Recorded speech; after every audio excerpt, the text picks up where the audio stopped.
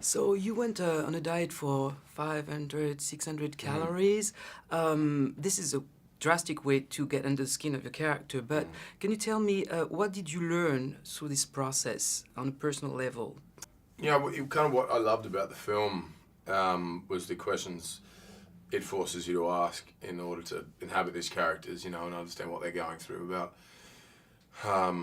And I guess they were lessons to me was about ego and what drives us and what pushes us into certain situations and why. And then when faced with the most horrific circumstances, those motivations completely shift and the egos have to be stripped away in order to survive, And it was, I guess a nice lesson about what's important in life. You can go and chase one thing and, material sort of thing and his captaincy or his notoriety in amongst the whaling industry and be recognised as good as he is and for his talents.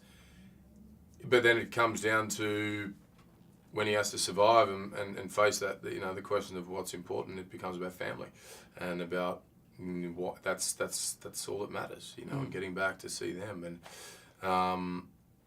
it's not that I didn't appreciate that already, but I guess it was even more so of a reminder about that, to imagine being away from my kids or my wife and family, not being able to see them and what that would mean to me. Mm-hmm.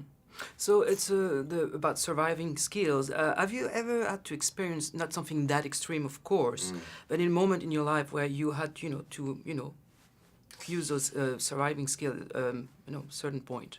No, I've been pretty fortunate. I guess I've been surfing in situations where, the sea has certainly been big and uncontrollable and unpredictable and thought, oh, okay, I'm way out of my element here.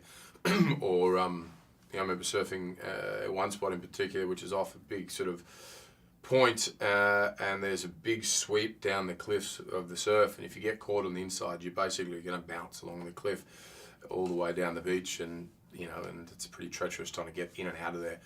And a couple of times surfing and just thinking, wow, if I go a bit too far that way or this way, then I could be in serious trouble here.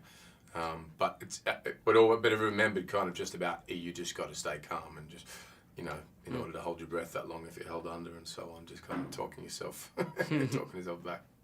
So Thor, another movie, Yeah. what was the condition for you to do a third one in this character, and what can we expect?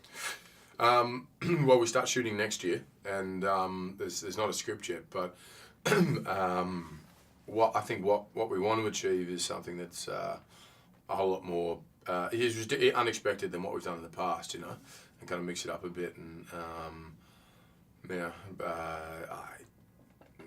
I mean, you're always going to want that, but I think tonally to shift gears quite a lot and have it, more adventurous and fun.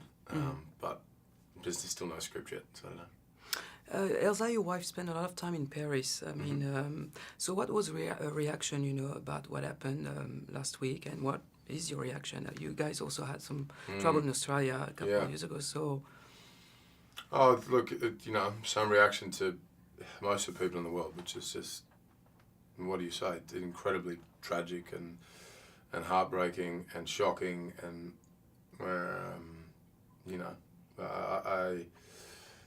what can you say?